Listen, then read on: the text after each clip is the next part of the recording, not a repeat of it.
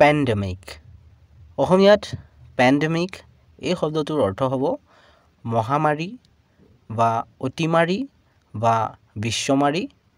অৰ্থাৎ সমগ্ৰ দেশ বা সমগ্ৰ বিশ্বতে বিয়পি পৰা ৰোগ যেনে কৰোনা ভাইৰাছ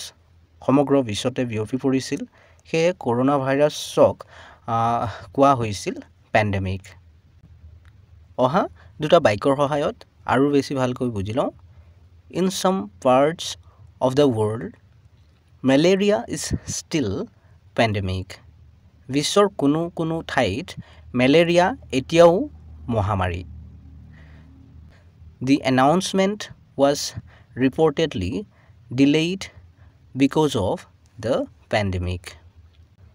মহামাৰীৰ বাবে এই ঘোষণা পলম হোৱা বুলি জানিব পৰা গৈছে চেনেলটো ছাবস্ক্ৰাইব কৰি ল'বা কাৰণ এনে ধৰণৰ ভিডিঅ'বোৰ ইয়াতে পাই থাকিবা